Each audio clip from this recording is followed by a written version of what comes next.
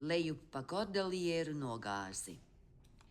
Ik viens cits Makneba vietā būtu 100 reiz pagājis šai būdai garām, apgājis tai apkārt vai pārgājis pāri, pat nenojautis, ka tāda vispār eksistē. Ieputināta sniegā tā gandrīz neatšķīrās no apkārtējām klintīm. Sniegs bija jānorok nost, pusstundu krietni pastrādājuši. Vilsons un Milredijs atbrīvoja Kasučas ieleju un ceļnieku pulciņš patvērās būdā.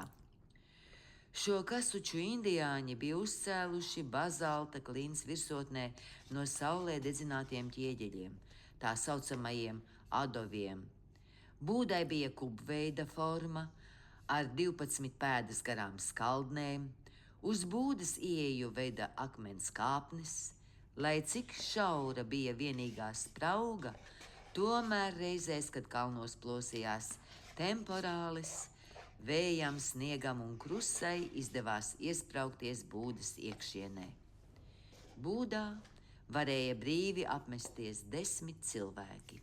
Ja arī būdas sienas lietus periodā nebija visai drošs patvērums, toties šai gada laikā, kad termometrs rādīja 10 grādus zem nulles, tās gluži labi pasargāja pret spelgoņu. Turklāt būdā atradās kaut kas līdzīgs pavardam ar ķieģeļu skursteni. Pavardā varēja iekurt uguni un sekmīgi cīnīties pret salto āra gaisu. Lūk, naktsmītne, lai arī nav sevišķi ērta, tomēr gluži ciešama, Glenervens sacīja. Liktenis mūs atvedis šurp, un mēs varam tam vienīgi pateikties. Tā jau ir īsta pils, Paganels iesaucās, trūkst vienīgi sardzes un galminieku. Mēs šeit jutīsimies brīnišķīgi. It īpaši, kad pavadā sprēgās uguns. Toms Ostins piemetināja, jo liekas, mēs esam nevien izsalkuši, bet arī pamatīgi nosaluši. Krietna žagaru nasta man pašreiz sagādātu daudz lielāku prieku nekā cepeša gabals. Lai notiek tom, Paganels atsaucās, pacentīsimies sadabūt kurināmo Kordilieru virsotnēs. Milredijs neticīgi šūpoja galvu. Ja Kasučā ierīkots pavārds, majors piebilda, tuvumā acīm redzot jābūt kaut kam tādam, kas deg. Mūsu draugam Maknebam pilnīga taisnība, Glenervens sacīja. Sagatavojiet visu vakariņām, bet es došos uz mežu pēc malkas. Mēs ar Vilsonu iesim jums līdz, Paganels pieteicās. Nu, ja varu būt jums noderīgs, Roberts pieceldamies sacīja. Nē, mazais drosmniek, labāk atpūties, Glenervens atbildēja. Tu jau tāpat kļūsi īsts vīrs, kad citi tavā vecumā vēl būs tikai bērni. Glenervens, Paganels un Vilsons izgāja no Kasučas. Bija 6:00 vakarā. Par spīti bezvējam sala adatiņas durstīja, koši zilā debesis sāka jau tumst, un rietošās saules pēdējie stari apmirdzēja vairs tikai Andu augstās smailes. Ielūkojies līdz paņemtajā barometrā, Paganels konstatēja, ka dzīvsudraba stabiņš apstājies pie 495 mm. Tātad viņi atradās 11,700 pēdu augstumā. Šis Kordilieru rajons bija tikai 910 metrus zemāks par Monblānu. Ja šajos kalnos gadītos tādas pašas grūtības, kādas ik uz soļa sagādā Šveices milzenis, ja šeit būtu plosījušās vētras un sniegputeņi, neviens no ceļniekiem nebūtu ticis pāri jaunās pasaules varenajai kalnu grēdai. Uzkāpuši kādā porfīra radzē, Glenervens un Paganels pārlaida skatienu apvārsnim.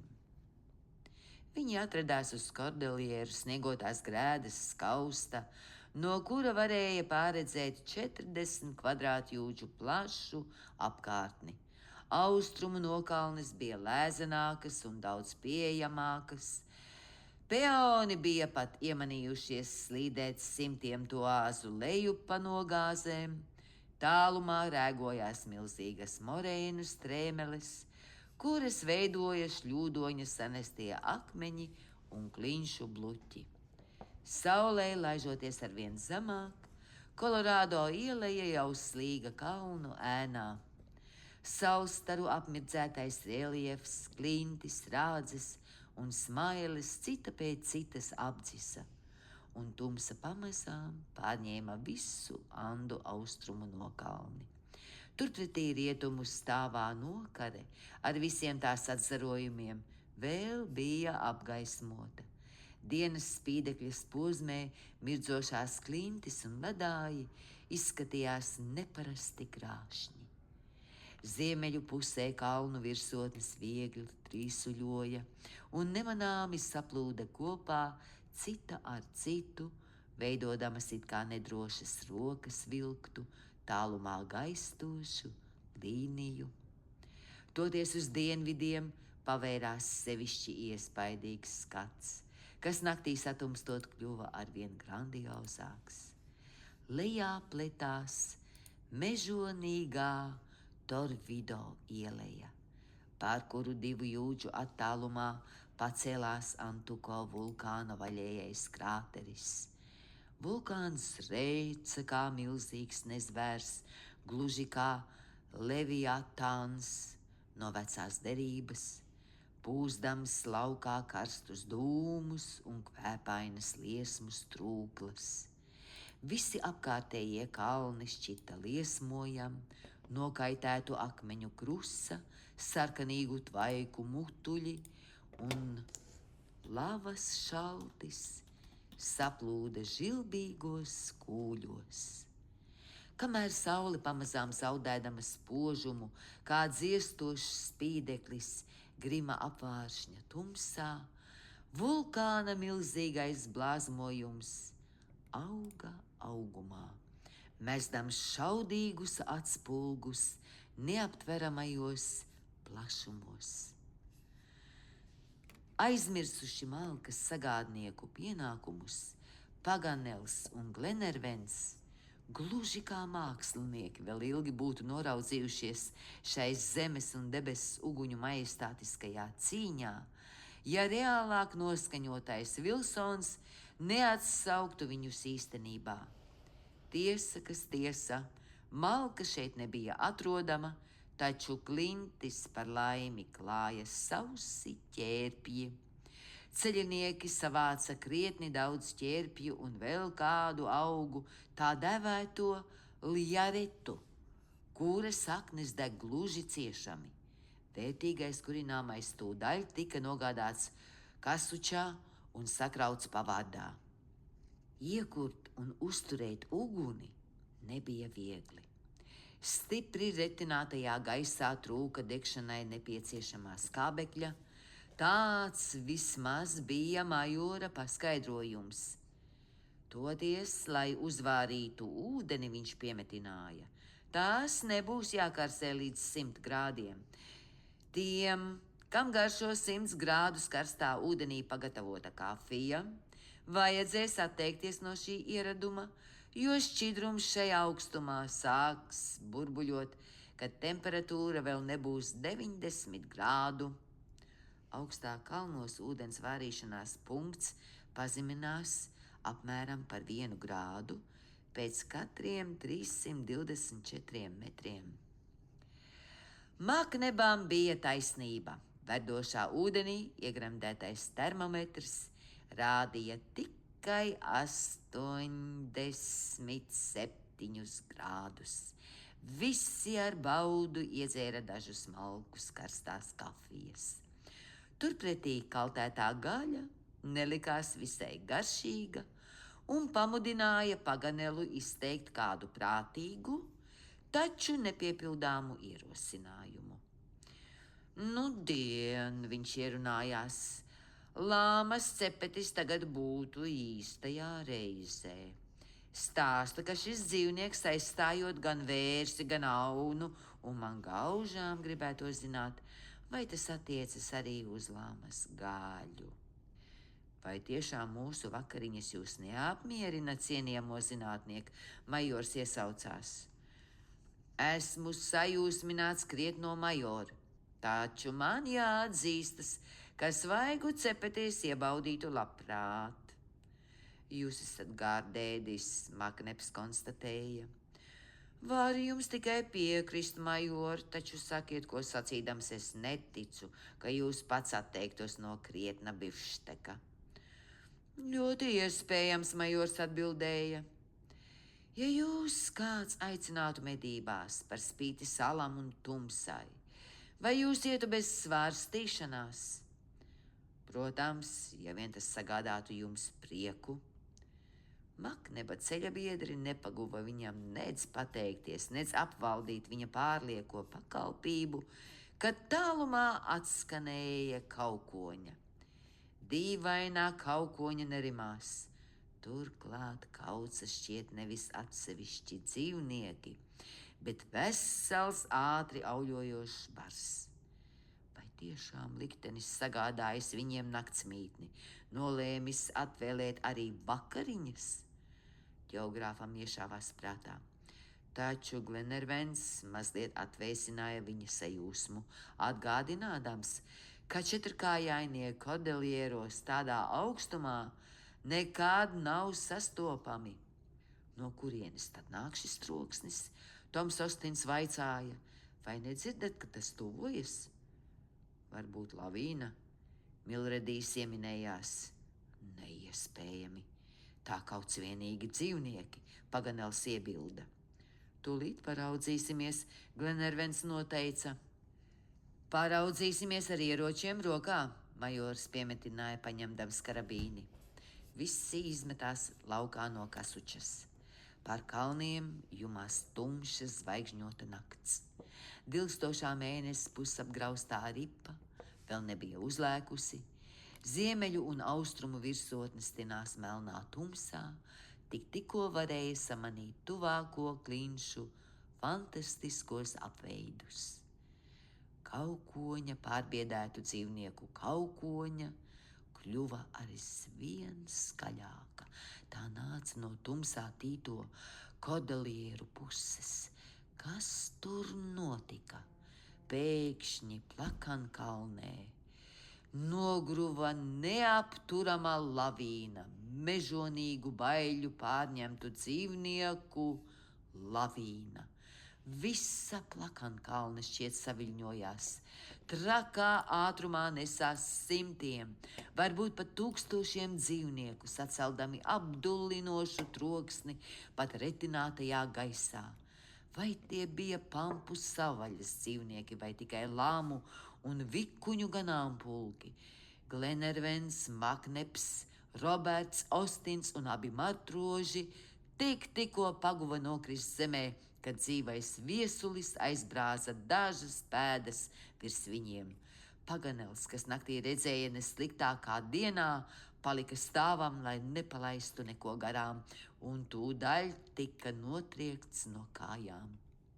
Šai mirklī atskanēja šāviens. Majors uz labu laimi bija nospiedis karabīnes mēlīti. Kāds dzīvnieks šķiet nogāzās turpat zemē, kamēr visa verdze nevaldamās ziņas trenkta, vēl negantāk aurodama, aizjoņoja pa vulkāna plaiksnīgās gaismas, apspīdētajām nokalnēm. Atradu, atskanēja kāda balss, Paganela balss. Ko jūs atradāt? Glenervens noprasīja. Savas brilles nolāpīts. Šādā varzā var ātri pazaudēt ne tikai brilles vien. Vai neesat ievainots? Nē, tikai mazliet samīdīts. Pat nezinu, kas to izdarījis. Tepat arī vainīgais majors attrauca vilkdams nošauto dzīvnieku. Visi steidzās atpakaļ uz kasuču, lai pavarda gaismā kārtīgi apskatītu Makneba medījumu. Tas Bija skaists dzīvnieks, līdzīgs mazam, bezkuprainam kamielim. Tam bija gracioza galva, saplacināts ķermenis, slaikas garas kājas, smalka vilna gaišbrūnā kafijas krāsā un balti plankumiņi uz pavēderes. Nepaguvis medījumam ne lāgā acis uzmest. Paganels tūdaļ iesaucās: Tas taču Guanako! Kāds Guanako? Glenervens jautāja. Dzīvnieks, kura gaļu var ēst, Paganels atbildēja. Vai tā ir garšīga? Ļoti garšīga, īsta Olimpa ēdiens.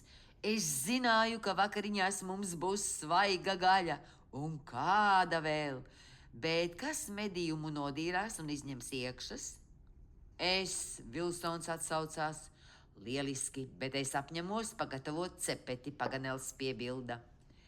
Vai jūs esat arī pavārs, Paganela kungs, Roberts noprasīja. Protams, draudziņ, es taču esmu francūzis. Katrā kārtīgā francūzī slēpjas pavāra talants.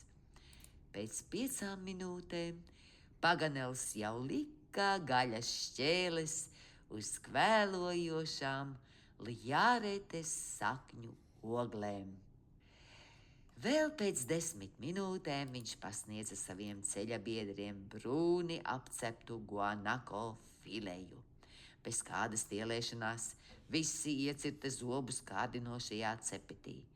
Taču ģeogrāfam par lielu pārsteigumu, ieņēmuši pirmo kumosu, gaļas ēdāji visi kā viens saviebās un vienā mutē izdvesa. Fū, cik pretīga, kāds iesaucās. Tā nemaz nav ēdama, otrs piemetināja. Nelaimīgais zinātnieks, pats nogaršojis savu meistardarbu, bija spiests atzīt, ka šādu cepeti neēstu pat izsalcis cilvēks. Biedri ņēma viņu uz zoba, to Paganels starp citu uztvēra visai saprotoši, un dzīna jokus par viņa Olimpa ēdienu. Pats Paganels lauzīja galvu un nevarēja tikt gudrs, kāpēc vērtīgā un iecienītā guanako gaļa viņa rokās kļuvusi nebaudāma.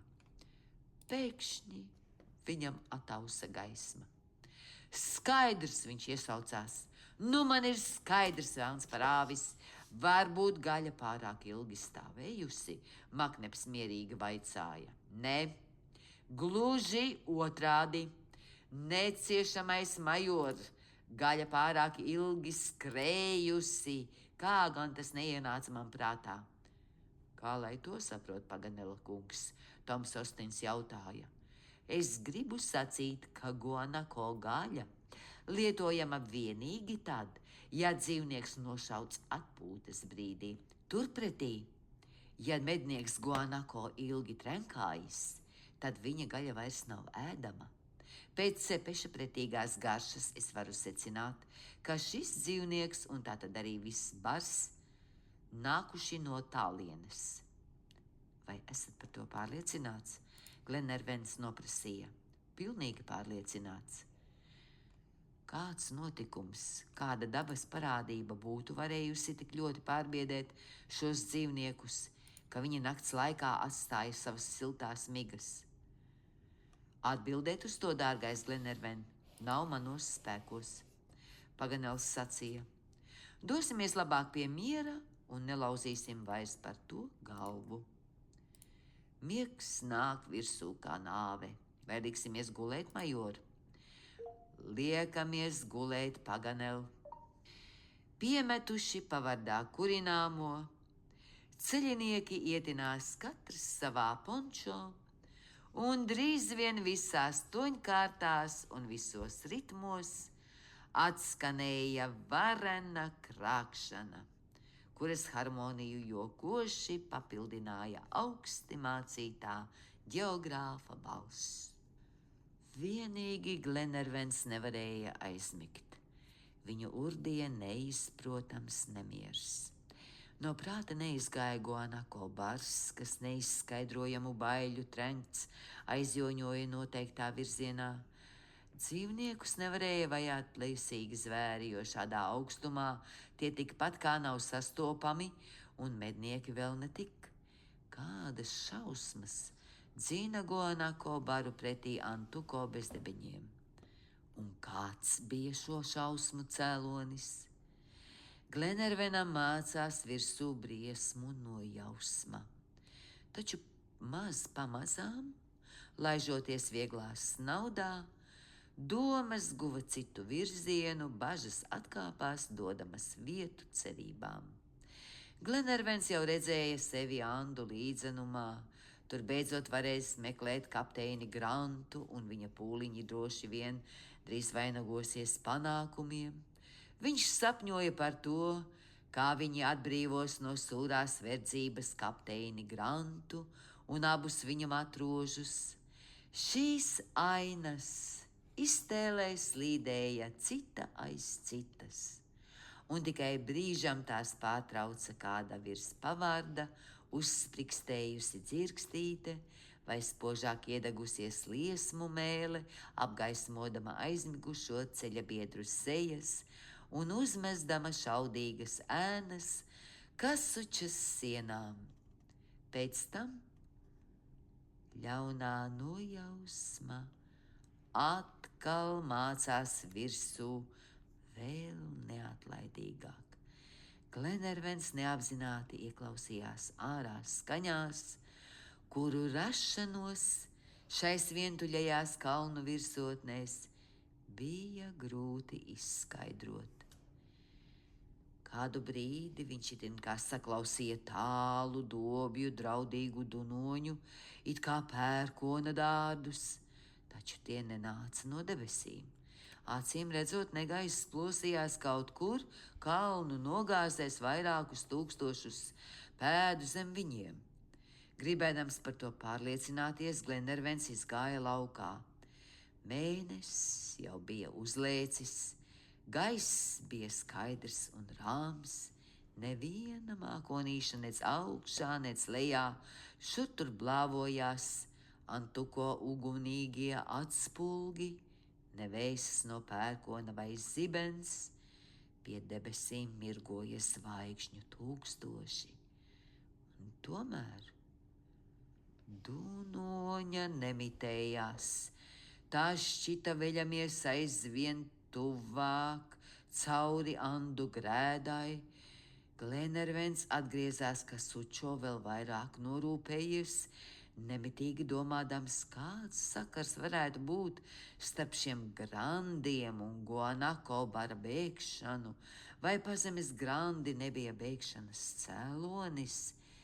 Glenervens paraudzījās pulkstenī, kas rādīja 2. nakts stundu, nebūdams cieši pārliecināts par nenovēršami draudošām briesmām, viņš nemodināja pārgurušos biedrus, kuri gulēja dziļā miegā un arī pats ieslīga smagā snaudā, kas ilga vairākas stundas.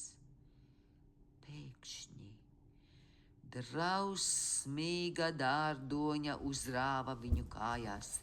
Tas bija apdullinošs troksnis, kaut kas līdzīgs neskaitāmu artilērijas ratu rīboņai uz skanīga bruģa. Glenervens jūta, ka zaudēja pamatu zem kājām, ka Suča salīgojās un tās sienas pavērās. Celieties! Glenervens iekliedzās. Viņa ceļa biedri tūdaļ pamodās, bet jau nākamajā mirklī juku jukām gāzās pa stāvo nokaru lejup. Rītausmas balganajā gaismā skatienam pavērās satriecoša aina. Kalnu apveidi strauji mainījās, konusiem nolūza galotnes, smailes griļodamās nozuda, it kā zem tām būtu pavērušās lūkas. Norisa kordilieriem raksturīga parādība. Gandrīz tāda pati dabas ainas parādība notika Monblāna kalnu grēdā 1820. gadā. Šai briesmīgajā katastrofā aizgāja bojā 3 pavadoņi no Šamunī. Vairākas jūdzes plats masīvs atdalījies no kalnu grēdas, slīdēja lejup līdzenumā. Semestrīce, Paganels iesaucās. Viņš nebija maldījies. Šādas dabas katastrofas Čīles kalnājos nav nekāds retums. Kapiapo jau 2 reizes pārvērsta drupu kaudzē, bet Santiago 14 gadu laikā sagrauta 4 reizes. Šādās zemeslodes daļas zīlēs vēl liesmo pazemes ugunis, taču samērā jaunās kalnu grēdas vulkāni ir gaužām niecīgi vārstuļi, lai izvadītu laukā visus pazemes tvaikus. Tāpēc arī nemitīgi notiek šie satricinājumi, kurus šejienieši dēvē par tramblorēm. Tikmēr plato ar 7 apdulinātiem, šausmu pārņemtiem cilvēkiem, kas bija krampjaini ieķērušies ķērpju ceros, traucās lejup ar ātrvilciena ātrumu. Tas ir 50 jūdzes stundā. Veltīgi būtu mēģināt kaut kur aizbēgt, patvērties vai saukt palīgā. Tik un tā neviens nebūtu dzirdējis. Pazemes dārdoņa lejup grūstošo granīta un bazalta blāķu rībēšana un sniega putekļu mākoņi jebkuru sazināšanos padarīja neiespējamu. Brīžam masīvs slīdēja lejup bez grūdieniem un satricinājumiem. Brīžam atkal šūpojās un zvalstījās kā kuģa klājas sabangotā jūrā, drāzdamies gar bezdibeņiem, kuros gruva iekšā kalnu gabali, izraudams ar visām saknēm simtgadējus kokus un nopļaudams gluži kā ar milzu izskapti visus austrumu nogāzes nelīdzenumus. Grūti pat aptvert, kāds milzu spēks piemīt miljardiem tonu smagai masai, kas aizvien pieaugošā ātrumā gāžas lejup 50 grādu leņķī. Neviens nevarēja aplēst, cik ilgi turpinās šis neaprakstāmais kritiens, tāpat kā neviens neuzdrošinājās paredzēt, kādā bezdibenī tas beigsies. Neviens nevarēja pateikt, vai visi vēl dzīvi, vai arī kāds jau guļ aizas dibenā, ātrajā kritienā palikuši bez elpas, ledainajā vējā sastinguši, sniega virpuļu aizķepētām acīm, zaudējuši pēdējos spēkus, nelaimīgie vairs tikko dvašoja, un vienīgi visvarenais dzīvības instinkts lika viņiem krampjaini turēties pie klintīm. Te pēkšņi neiedomājami spēcīgs trieciens izlingoja ceļniekus laukā no slīdošā transporta līdzekļa. Viņi ripoja lejup pa pēdējām kalnu trasēm. Milzīgais plato bija apstājies. Labu brīdi neviens nepakustējās. Beidzot, kāds piecēlās, lai arī trieciens viņu bija apdullinājis, viņš tomēr stingri turējās uz kājām. Tas bija majors. Notrausis putekļus un izberzējis acis, viņš pavērās visapkārt. Viņa ceļa biedri gulēja izkliedēti, nelielā aplī gluži kā mērķī izšauts skrošu lādiņš. Majors saskaitīja biedrus. Visi gulēja turpat zemē, izņemot vienu. Trūka Roberta Granta. 14. nodaļa. Negaidītais šāviens.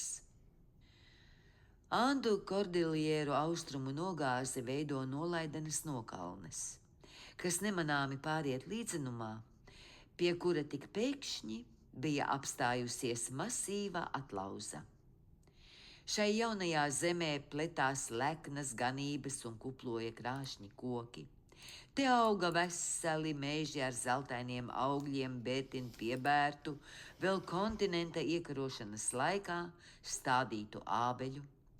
Šai līdzenumā šķiet nebija pārnests auglīgās Normandijas stūrītis, un jebkuros citos apstākļos ceļiniekus būtu patīkami pārsteigusi tik pēkšņā pāreja no tuksneša uz oāzi, no sniegotām virsotnēm uz zaļojošām prērijām, no ziemas uz vasaru. Pamats zem kājām atkal bija pilnīgi nekustīgs. Zemestrīce bija mitējusies, un pazemes spēki sava posta darbu, kā redzams, darīja citā vietā, jo Andu kalnu grēda allaž kaut kur tiek drebināta. Šoreiz satricinājums bija sevišķi spēcīgs. Kalnu apveidi bija krasi mainījušies. Uz zilā debesu fona iezīmējās jauna virsotņu koru un smaiļu panorāma, un pampu gidi tajā velti meklēja ierastās pazīšanas zīmes. Modās brīnumi jauka diena. Izkāpuši no klusā okeāna miklās gultas, saules stari pārslīdēja pāri Argentīnas līdzenumiem un rotājās jau otrā okeāna viļņos. Bija 9. rīta stunda. Majoram piepalīdzot, Lords Glenervens un viņa ceļabiedri pamazām atžilba. Trieciens viņus bija tikai pamatīgi apdullinājis.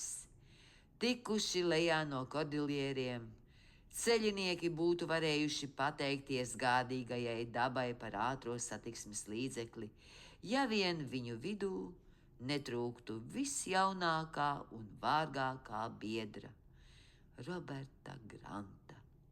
Ik viens mīlēja drosmīgo zēnu, Paganels, kas bija viņam sevišķi pieķēries, Majors par spīti savai atturībai, itin visi, taču visvairāk Glenervens.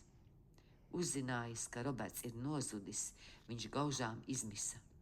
Glenervens iztēlojās, kā nelaimīgais zēns guļ kādā aizā un veltīgi sauc palīgā viņu, savu otro tēvu. Dārgie draugi, Glenervens sacīja ar polēm apvaldīdams asaras, mums jādodas viņu meklēt. Mums viņš jāatrod. Mēs nedrīkstam viņu tā pamest. Jāpārmeklē ik viena aiza, ik viens bezdibenis. Apsieniet man ap vidukli virvi un nolaidiet mani lejā. Es tā vēlos, vai dzirdat? Es tā vēlos. Dievs dod, ka Roberts vēl būtu dzīvs.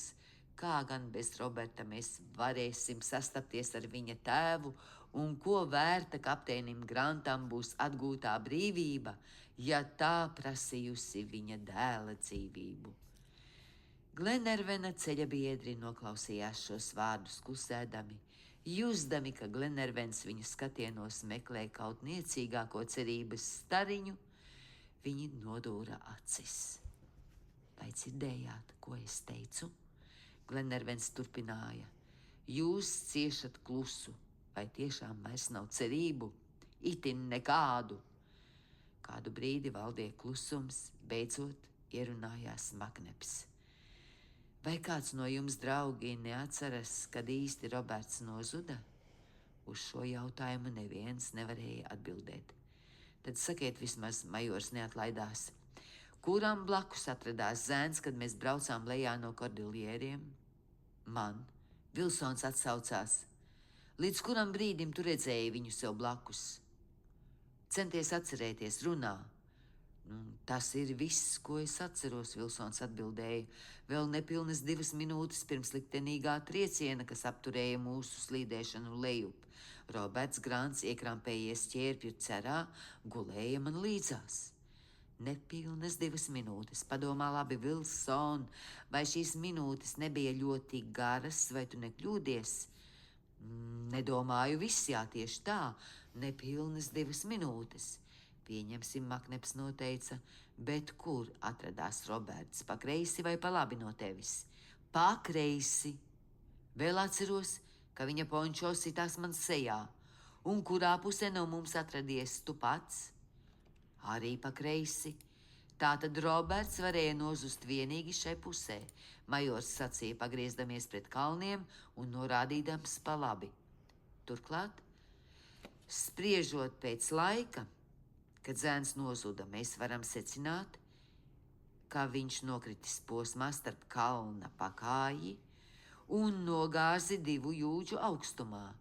Šeit, sadalījuši šo rajonu savā starpā, mēs viņu meklēsim un arī atradīsim. Neviens vairs nepilda ne vārda. 6 vīri uzkāpa Kordiljeru nokalnē, dažādos augstumos un stājās pie meklēšanas.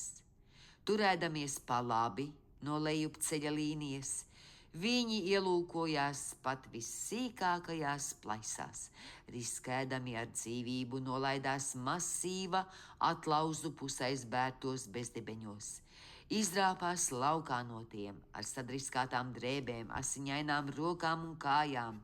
Nedomādami par laiku un atpūtu, šie pašaizliedzīgie cilvēki rūpīgi pārmeklēja visu šo Andu apvidu, izņemot dažas nepieejamas augstienes. Taču visi viņu pūliņi bija veltīgi. Kā redzams, zēns bija atradis kalnos nevien nāvi, bet arī kapa vietu, kuru uz mūžīgiem laikiem pārsedzis kāds milzīgs kapakmens. Ap dienas vidu Glenervens un viņa ceļabiedri, pagalām pārguruši un nomākti, atkal sapulcējās ielejā. Glenervenu plosīja skaudras ciešanas. Viņš tikpat kā nerunāja, pār viņa lūpām izlauzās tikai nopūtas un vieni un tie paši vārdi. Nekur projām no šejienes es neiešu. Nekur projām no šejienes es neiešu. Visi saprata šo spītību, kas bija kļuvusi par uzmācīgu iedomu un izturējās ar cieņu pret to. Pagaidīsim, Paganels sacīja majoram un Tomam Ostinam. Atpūtīsimies kādu brīdi un uzkrāsim jaunus spēkus. Tās jādara neatkarīgi no tā, vai mēs turpināsim meklēšanu, vai arī dosimies tālāk. Labi, Vakneps atbildēja, paliksim šeit, ja Edvards tā vēlas. Viņš vēl cer, bet ko? Dievs to zina, Toms Ostins noteica. Nabaga Roberts. Paganels atsaucās, norausdams asaras. Ielejā auga milzums dažādu koku. Majors nolūkoja vietu zem lieliem maizes kokiem un lika ierīkot šeit pagaidu nometni. Dažas segas, ieroči, mazumiņš kaltētas gaļas un rīsu. Tā bija visa ceļinieku mantība. Turpat tūmā tecēja upīte, kuras ūdens pēc nesenā nogruvuma vēl bija duļķains. Milredijs sakūra zālienā uguni un drīz vien pasniedza savam kungam karstu un spēcinošu dzērienu. Taču Glenervens atteicās un vienaldzīgs pret visu palika guļam uz sava pončo. Tā pagāja diena, pienāca nakts, tikpat klusa un rāma kā iepriekšējā. Visi apgūlās, taču aizmigt neviens nevarēja. Glenervens atkal devās kalnos, saspringzinājis dzirdi, viņš ieklausījās nakts skaņās, arvien vēl cerēdams sadzirdēt zēna palīgā saucienus. Viņš aizklīda augstu un tālu kalnos, brīžam pieplaka ar ausi pie zemes un klausījās, censdamies apvaldīt satrauktos sirdspūkstus, brīžam sauca Robertu izmisuma pilnā balsī. Augu nakti nabaga lords klimta kalnos. Gan Paganels, gan majors viņam pārmaiņus sekoja, lai sniegtu palīdzīgu roku uz slidenajām klinšu korēm un bezdibeņu kraujām, kurp viņu dzina neprāta drosme. Tomēr arī šīs pēdējās pūles bija veltīgas. Uz neskaitāmajiem saucieniem Robert, Robert, atsaucās vienīgi atbalsts, sēri atkārtodama to pašu vārdu. atausa rīts. Ceļiniekiem vajadzēja doties tālu kalnos pakaļ Glenervenam un gandrīz ar varu atvest viņu atpakaļ nometnē. Viņa izmisums bija neaprakstāms. Kā lai ieminas viņam par promiešanu un aicina viņu atstāt šo bēdu ieleju. Nebija vairs arī produktu kaut kur tūmā, vajadzēja būt argentīniešu pavadoņiem, par kuriem bija stāstījis Katapas, un zirgiem, kas nepieciešami ceļojumam caur pampām. Atgriezties atpakaļ bija daudz grūtāk nekā doties uz priekšu. Turklāt Atlantijas okeāna piekrastē bija norunāta satikšanās ar Dunkanu. Šie nopietnie apsvērumi neļāva ilgāk kavēties. Kopējās intereses prasīja turpināt ceļu. Makneps mēģināja kaut mazliet izklaidēt Glenervena bēdas. Viņš atkal un atkal centās pierunāt savu draugu, kas liekas neko nedzirdēja un tikai noliedzoši šūpoja galvu. Beidzot, Glenervens pavēra lūpas. Jādodas ceļā? Jā. Laiks doties tālāk. Nogaidīsim vēl 1 stundu. Labi. Nogaidīsim vēl 1 stundu. Cēlsirdīgais majors piekrita. Stunda pagāja, un Glenervens lūdza dāvāt vēl 1 stundu. Bija tāds iespējas, it kā uz nāvi notiesātais izlūgtos, lai viņam atļauj vēl kādu brītiņu dzīvot. Tā turpinājās apmēram līdz 12. Tad Makneps apspriedies ar pārējiem biedriem, apņēmīgi paziņoja Glenervenam, ka nekavējoties jādodas ceļā, jo vilcināšanās apdraud visu ekspedīcijas dalībnieku dzīvības. Jā, Glenervens atsaucās. Tūlīt iesim. To sacīdams viņš vairs neraudzījās uz Maknebu. Glenervena skatienu bija piesaistījis kāds melns punkts augstu pie debesīm. Pēkšņi Glenervena roka pacēlās un sastinga kā pārakmeņojusies. Tur, viņš sauca. Skatieties, skatieties! Visu skatieni pievērsās debes zilgmei, kur tik neatlaidīgi rādīja Glenervena roka. Melnais punkts acīm redzami auga augumā. Neizmērojamā augstumā lidinājās kāds putns. Kondors, Paganels noteica. Jā, kondors.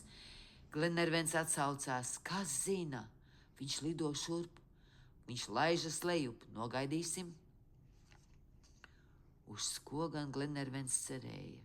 Vai tik viņa prāts nesāka aptumšoties? Un ko nozīmēja vārdi, kas zina? Paganels nebija kļūdījies. Kondors kļuva aizvien skaidrāk un skaidrāk saskatāms.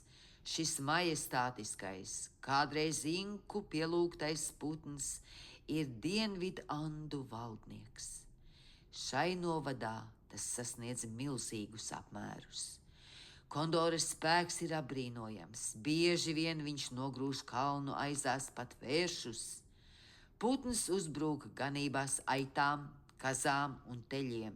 Iecirtis nagus savā upurī, viņš paceļas ar to lielā augstumā. Bieži vien kondors lido 20,000 pēdu virs zemes. Tas ir tik augstu, ka cilvēka acis to vairs nevar saredzēt.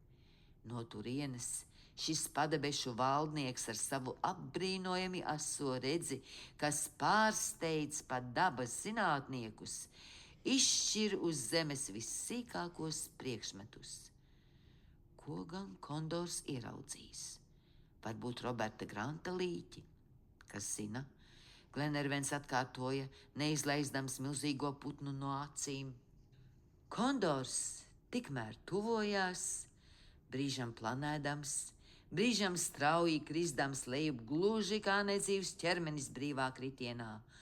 Apmēram 100 toāzu augstumā Putns sāka mest lielus lokus. Tagad kondors bija lieliski saredzams. Viņa vareno spārnu izplatums pārsniedza 15 pēdas, un viņš turējās gaisā, gandrīz nemaz tos nevēzēdams, jo daba lielajam putnam devusi spēju lidot majestātiskā mierā turpretī kukaiņiem, lai tie noturētos gaisā. Spārni jāvēzē 1000 reižu sekundē. Majors un Vilsons satvēra karabīnes.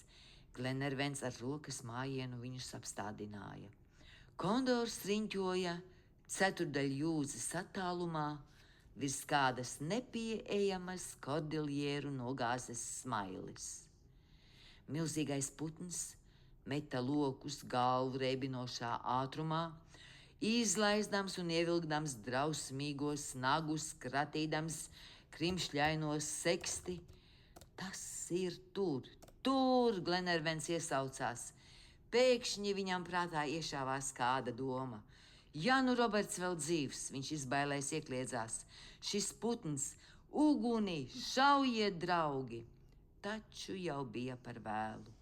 Kondors nozuda aiz augstām klinšu radzēm, pagāja kāda sekunde, kas šķita gara kā mūžība, tad milzīgais putns parādījās atkal, gausi, celdamies augšup ar kādu smagu nastu. Atskanēja šaušalīgs kliedziens. Kondora nagos šūpojās nedzīvs ķermenis, Roberta Granta ķermenis. Putns bija satvēris zēnu aiz drēbēm un tagad balansēja gaisā vismaz 150 pēdas virs nometnes. Viņš bija pamanījis ceļiniekus un pūlēdamies žiglāk aizlaisties ar smago laupījumu projām, spēcīgiem spārnu vēzieniem kulstīja gaisu. Glenervens iesaucās, lai Roberta līķis labāk sašķīst uz klintīm nekā nokļūst.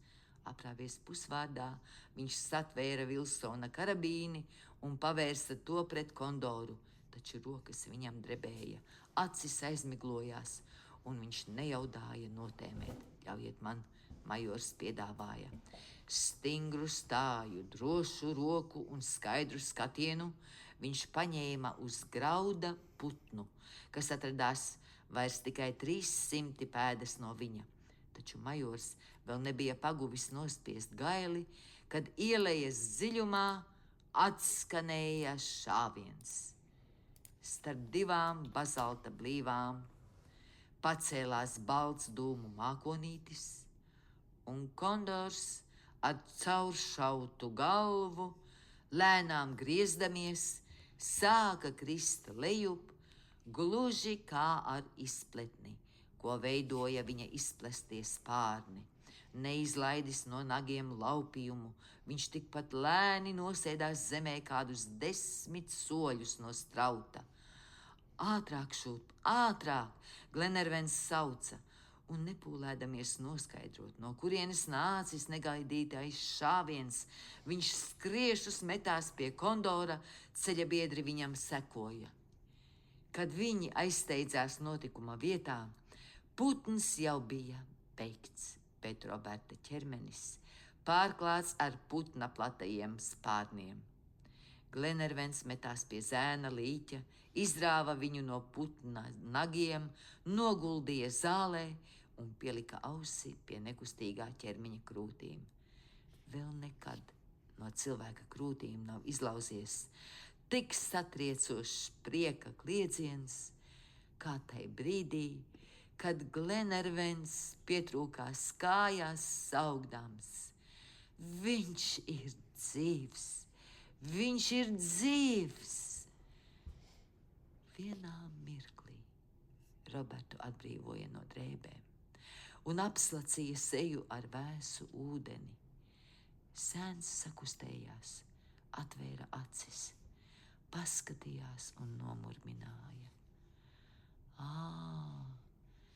Tas esat jūs, milord, mans tēvs. Glenervens aiz sajūsmas nespēja atbildēt un nometies ceļos pie brīnumainā kārtā izglābtā zēna, raudāja prieka asaras.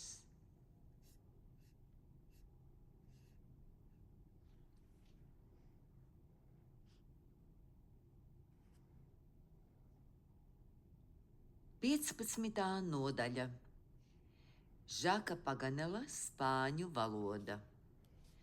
Laimīgi izglābies no vienām nāves briesmām, Roberts tūdaļ tika pakļauts citām nemazākām briesmām. Viņam draudēja nosmakšana biedru apkampienos. Lai gan puisēns vēl bija gaužām vārgs, neviens no šiem krietnajiem vīriem nevarēja atturēties, nepiekļāvis zēnu pie sirds. Un jādomā, ka šādi sirsnīgi apkampieni slimniekam nav nāvējoši, jo Roberts nenomira, gluži otrādi viņš atžirga. Pēc tam ceļinieku domas no izglābtā pievērsās glābējam, un, protams, vispirms majoram ienāca prātā aplaist skatienu visapkārt. Kādus 50 soļus no upītes uz pirmās kalnu trases stāvēja neparasti liela auguma cilvēks, atbalstījies uz garas šautenes. Viņam bija plati pleci un gāri ar ādas siksniņu pārsieti mati. Viņa augums pārsniedza 6 pēdas. Bronzas brūnās seja bija nokrāsotas sarkanas starp acīm un muti, apakšējie plakstiņi melni, bet piere balta. Viņš bija tērpies kā visi pierobežas novada patagoņi.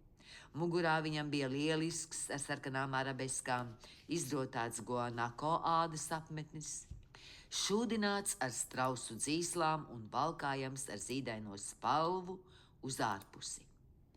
Zem apmetņa bija redzams cieši pieguļošs no lapsādām darināts tērps, pie jostas karājās maisiņš ar krāsām, kas noderēja sejas krāsošanai. Zābaki bija pagatavoti no vēršādas gabaliem un piestiprināti pie potītēm ar krusteniski apsietām siksniņām. Kaut arī raibi nokrāsota patagoņa seja tomēr bija cēla un pauda patiesu saprātu. Cieņas pilns viņš gaidīja ceļiniekus. Nekustīgais un iespaidīgais stāvs uz klints piedestāla izskatījās kā augstas sinības iemiesojums. Ieraudzījis patagoni, majors parādīja to Glenervenam, kas tūdaļ devās pie svešinieka. Patagonis paspēra 2 soļus pretī, Glenervens satvēra viņu roku un cieši paspieda. Lorda skatiens un visa viņa starojošā seja pauda tik lielu pateicību un atzinību, ka Patagonis nevarēja to nesaprast. Viņš mazliet nolieca galvu un teica dažus vārdus, kurus nesaprata nec majors, nec viņa draugs. Tad Patagonis vērīgi nopētījis svešiniekus, ierunājās citā valodā. Taču, lai arī kā viņš centās arī šoreiz, viņu neviens nesaprata. Tomēr dažas frāzes Glenervenam šķita kaut kur dzirdētas. Tās atgādināja viņam spāņu valodu, no kuras viņš zināja biežāk lietotos vārdus. Espaņol? Viņš jautāja. Patagonietis pamāja ar galvu no augšas uz leju. Tas visām tautām nozīmēja apstiprinājumu. Jauki. Majors noteica, tagad būs darbs mūsu draugam Paganelam, kāda laime, ka viņam ienāca prātā mācīties spāņu valodu. Ataicināja Paganelu. Viņš tūdaļ steidzās un palocījās Patagoņa priekšā ar īsti francisku grāciju, kuru iezemietis pēc visas spriežot nespēja novērtēt. Glenervens paskaidroja ģeogrāfam, kas viņam jādara. Brīnišķīgi, Paganels iesaucās, un plati iepletis muti, lai būtu skaidrāka izruna, viņš sacīja. Jūs esat krietns vīrs? Iezemietis sasprindzināja dzirdi, bet neko neatbildēja. Viņš nesaprot, ģeogrāfs nomurmināja. Varbūt jums ir kļūdaina izruna, majors piezīmēja. Ļoti iespējams nolāpītais akcents. Un Paganels vēlreiz atkārtoja savu komplimentu, taču panākumi bija tādi paši. Ņemsim kādu citu teikumu, viņš sacīja, un izrunādams katru vārdu lēni un skaidri, kā skolmeistars, jautāja. Iezemietis joprojām klusēja. Atbildiet, jūs, protams, esat Patagonis, vai saprotat? Paganels spalgi iekliedzās gandrīz vai pāraudams balss saites. Bija skaidrs, ka indiānis nesaprot, ko viņam saka, jo beidzot viņš spāniski atbildēja. Nesaprotu. Tagad bija pienākusi Paganela reize brīnīties, un viņš aizskaitināts nobīdīja brilles no pieres uz acīm. Lai mani pakar, bet es ne vārda nesaprotu no šīs velnišķīgās izloksnes, viņš iesaucās. Tā droši vien ir araukāniešu valoda. Bet šis cilvēks taču atbildēja spāniski, Glenervens iebilda. Un pagriezies pret Patagoni vēlreiz noprasīja. Espaņol? Sisī, iezemietis atbildēja. Paganels aiz pārsteiguma vai apstulba. Majors un Glenervens paslepus saskatījās. Vai tikai mans augsti mācītais draugs? Majors sacīja ar vieglu smaidu uz lūpām. Arī šoreiz nebūs vainīga tā pati izklaidība, uz kuru, kā man šķiet, jums ir monopols. Ko? Ģeogrāfs satrūkās. Šis Patagonis neapšaubāmi runā spāniski. Viņš? Jā, viņš. Vai tikai jūs neesat nejauši iemācījies kādu citu valodu, domādams, kā? Makneps nepaguva izteikties līdz galam. Viņu pārtrauca skaļš o, kuru zinātnieks izdvesa paraustīdams plecus. Jūs atļaujaties pārāk daudz, major, Paganels dzedri noteica. Bet kāpēc tad jūs viņu nesaprotat? Makneps jautāja. Nesaprotu tāpēc, ka šis iezemietis runā sliktā spāņu valodā, ģeogrāfs atcirta, zaudēdams pacietību. Tātad viņš runā sliktā spāņu valodā tāpēc, ka jūs viņu nesaprotat, majors mierīgi secināja. Jūsu pieņēmums, Makneb, patiesi ir vairāk nekā dīvains, sarunā iejaucās Glenervens. Lai arī cik izklaidīgs būtu mūsu draugs Paganels, tomēr grūti pat iedomāties, ka viņa izklaidība būtu bezgalīga un viņš vienas valodas vietā iemācītos citu. Nu tad esiet tik laipni, dārgais Edvard, vai vēl labāk jūs, cienījamais Paganel, un paskaidrojiet man, kā šeit notiek. Man nav ko skaidrot, Paganels atteica. Es varu vienīgi konstatēt. Šeit ir grāmata, pēc kuras es dienā vingrinos sarežģītajā spāņu mēlē. Ielūkojieties tajā, major, un jūs pārliecināsieties, ka es jūs nemaldinu. To sacīdams, Paganels sāka rakņāties pa savām neskaitāmajām kabatām un dažas minūtes cītīgi meklējis, izvilka krietni nodriskātu sējumiņu un pašapzinīgi pasniedza to majoram. Majors paņēma grāmatu un uzmeta tais skatienu. Kas tas par darbu, viņš jautāja.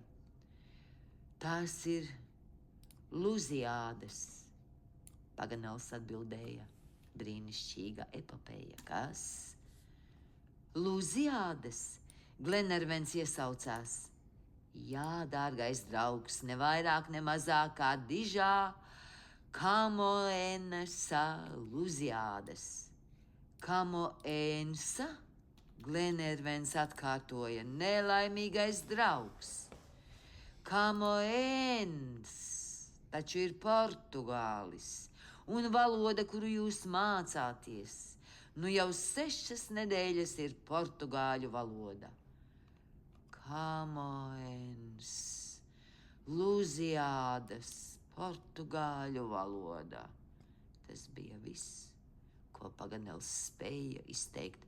Acis zem brīļu stikliem viņam aizmiglojās, bet ausīs iedārdējās ceļa biedru homēriskie smiekli. Patagonis pat nesarauca uz acis. Viņš pacietīgi gaidīja izskaidrojumu incidentam, kas viņam bija pilnīgi nesaprotams. Ak, es neprātīgais, ak, es stulbenis! Paganels beidzot izsaucās, kā vai tiešām, un tas nav ļauns joks? Un to esmu izdarījis es, bet tas taču ir īsts valodu sajukums. Gluži kā pie Bābeles, ak, draugi, draugi, vai to var aptvert, braukt uz Indiju un nokļūt Čilē, mācīties spāņu valodu, bet runāt portugāliski. Vai tas jau nav par daudz? Ja tā tas turpināsies kādā jaukā dienā, es izmetīšos laukā pa logu, aizmirstams, ka jāizmet tikai cigāra gals. To dzirdot un redzot, kā Paganels izturas pret savu nelaimi, kā viņš pārdzīvo komisko neveiksmi, neviens nespēja apvaldīt smieklus, turklāt pats geogrāfs rādīja piemēru. Smejieties, draugi, smejieties no visas sirds! Viņš sacīja, visgardāk par sevi smiešos es pats, un viņš laida vaļā pērkon dimdošus smieklus, kādus droši vien vēl nebija smējis neviens zinātnieks. Un tomēr mēs esam palikuši bez tulka, majors noteica. Tā nav liela nelaime. Paganels atbildēja, portugāļu un spāņu valodas ir tik ļoti līdzīgas, ka es, kā redzat, tās pat sajaucu. Toties šī līdzība man palīdzēs ātri izlabot kļūdu, un tuvākajā nākotnē es varēšu pateikties šim cēlsirdīgajam Patagonim valodā, kuru viņš tik labi pārvalda. Paganelam bija taisnība, jo drīz vien viņš jau varēja pārmīt ar iezemieti dažus vārdus. Geogrāfs pat uzzināja, ka Patagonis sauc par Talkavu, kas arankāniešu valodā nozīmē pērkongrāvis. Šo vārdu viņš droši vien bija iemantojis tāpēc, ka prasmīgi rīkojās ar šaujamieročiem. Taču visvairāk Glenervenu iepriecināja atklājums, ka Patagonis pēc nodarbošanās ir pavadonis, un turklāt vēl pavadonis caur pampām. Šis cilvēks šķita paša likteņa sūtīts, un viņa parādīšanās modināja tādu ticību ekspedīcijas panākumiem, ka neviens vairs nešaubījās par kapteiņa Granta izglābšanu. Pēc tam ceļinieki kopā ar Patagoni atgriezās pie Roberta. Zēns izstiepa rokas pretī iezemietim, kas ne vārdu nesacīdams uzlika viņam uz galvas savu roku. Patagonis rūpīgi apskatīja zēnu un iztaustīja smeldzošos locekļus, tad smaidīdams aizgāja līdz upītes krastam, saplūca tur pāris sauju savvaļas selēriju un atgriezies ierīvēja ar tām slimnieka ķermeni. Pēc šās ārkārtīgi saudzīgi izdarītās masāžas Roberts sajuta spēku pieplūdumu un nu bija skaidrs, ka dažas stundas atpūties, zēns atkal būs uz kājām. Atlikušo dienas daļu un nākamo nakti ceļinieki nolēma pavadīt nometnē. Turklāt vajadzēja atrisināt tik svarīgos pārtikas un transporta jautājumus. Ceļiniekiem vairs nebija nedz produktu, nedz mūļu. Par laimi kopā ar viņiem bija Talkavs, šis pavadonis, kurš parasti vadīja ceļiniekus gar Patagonijas robežām un bija viens no viszinošākajiem vietējiem Bakeoano, apņēmās sagādāt Glenervenam visu, kas vajadzīgs viņa mazajam pulciņam. Talkavs piedāvāja aizvest Glenervenu uz apmēram 4 jūdzes attālo indiāņu Tolderiju, kur varēšot iegādāties ekspedīcijai nepieciešamās mantas. Šis priekšlikums, izteikts daļēji ar žestiem, daļēji ar spāņu vārdiem, kurus Paganels jau sāka saprast, tika pieņemts, un Glenervens ar savu augsti mācīto draugu, atvadījušies no biedriem, Patagoņa pavadībā, devās augšup gar upītes krastu. Viņi raiti gāja 1,5 stundu, spērdami lielus soļus, lai tiktu līdzi milzim Talkavam. Šis Andu apvidus bija gleznains un apbrīnojami auglīgs. Cita citai sekoja leknas ganības, kurās šķiet pietiktu barības 100 un 1000 gremotāju. Plaši dīķi, kurus savienoja biezs upīšu tīkls, bagātīgi apgādāja ar veldzi zaļos līdzenumus. Šai ūdeņu valstībā burvīgi draiskojās melngalvainie gulbji, dalīdami savus īpašumus ar daudzajiem strausiem, kuri skraidelēja pa Ljanosiem. Putnu pasaule šķiet bija ārkārtīgi spilgta, ārkārtīgi skaļa, kā arī apbrīnojami daudzveidīga. Izsakasi graciozas iepelēkas ūbeles ar baltām svītriņām un zelteni kardinālu putni, rotāja koku zaras, kā dzīves puķes. Padebešos lidinājās pasta baloži, bet dažne dažādi vietējie zvirbuļi, čingolosi, ilgerosi, monhitasi, trenkāja cits citu pieskandinādami gaisu ar griezīgu čivināšanu. Žaks Paganels nevarēja vien beigt visu abrīnot.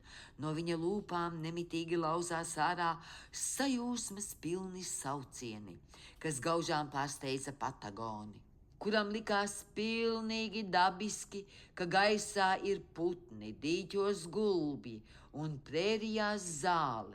Zinātnieks nenožēloja, ka devies šai pastaigā un arī nesūdzējās par ilgo gājumu. Kad skatienam pavērsās indiāņu apmetne, viņam šķita, ka viņš tikai nu pat devies ceļā.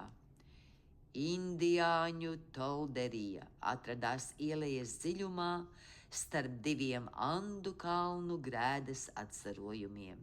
Šeit zaru būdās dzīvoja kādi 30 nomadi, kuriem piederēja lieli govju, vēršu, aitu un zirgu ganāmpulki. Viņi klejoja no vienām ganībām uz otrām, visur atrastami saviem 4kājaiņiem bagātīgi klātu galdu. Antropologam uzreiz būtu skaidrs, ka šie andoperuāņi nav tīra rase, bet gan araukāniešu, pevenku un auku sajaukums. Viņi bija vidēja auguma, drukni ar olīvkrāsas ādu, zēmu pieri, gandrīz apaļu seju, plānām lūpām, lieliem vaigu kauliem, sievišķīgiem vaipstiem un saltu sejas izteiksmi. Vārdu sakot, šie iezemieši īpašu interesi neizraisīja. Turklāt Glenervenam bija vajadzīgi nevis viņi paši, bet gan viņu ganāmpulki, viņu vērši un zirgi. Talkavs uzņēmās vest sarunas, kas neprasīja daudz laika. Par 7 maziem argentīniešu sugas zirgiem, ar visiem sēgliem, par 100 mārciņām, čārkijas jeb kaltētas gaļas, dažiem mēriem rīsu un pāris ādas maisiem indiāņi bija ar mieru saņemta 20 unces zelta. Jo ceļotājiem nebija nedz vīna, nedz rūma, kuriem viņi būtu devuši priekšroku. Glenervens vēl gribēja nopirkt 8. zirgu pavadonim, taču Patagonis lika saprast, ka tas nav vajadzīgs. Nokārtojis šos tirdzniecisko darījumu, Glenervens atvadījās no saviem jaunajiem apgādātājiem, kā Paganels viņus nosauca, un pēc nepilnas pusstundas visi 3 jau tuvojās nometnē. Biedri viņus sagaidīja ar jūsmīgiem saucieniem, kurus Glenervens gan attiecināja uz ēdamlietām un jājam zirgiem. Visi remdēja izsalkumu ar lielu kāri. Mazliet iebaudīja arī Roberts, kurš gandrīz pilnīgi bija atguvis spēkus. Pievakare tika veltīta atpūtai, ceļinieki tērzēja par šo un to, atcerējās jaukās ceļabiedrenes, atcerējās Dunkanu, kapteini Džonu Menglu, un viņa krietno komandu neaizmirsa arī Hariju Grantu, kas droši vien nebija nekur tālu. Paganels turpretī neatkāpās ne soli no indiāņa, pārvērstamies par Talkava ēnu. Ģeogrāfs nevarēja vien beigt priecāties, ka sastapis īstu Patagoni, kuru varēja salīdzināt ar 8 pēdas garo ķeizaru Maksimiliānu vai tāda paša garuma Kongo nēģeri, ko bija redzējis zinātnieks Manderbroks. Paganels mocīja Talkavu ar dažādiem teicieniem spāņu valodā, un nopietnais indiānis pacietīgi atbildēja. Šoreiz ģeogrāfs mācījās šo valodu bez grāmatas. Varēja dzirdēt, kā viņš veidoja skanīgus vārdus, cītīgi vingrinādams rīkli, mēli un žokļus. Ja es nedabūšu pareizu akcentu, viņš sacīja majoram, tad nesodiet mani bargi. Kas to būtu domājis, ka spāņu valodu man mācīs Patagonis?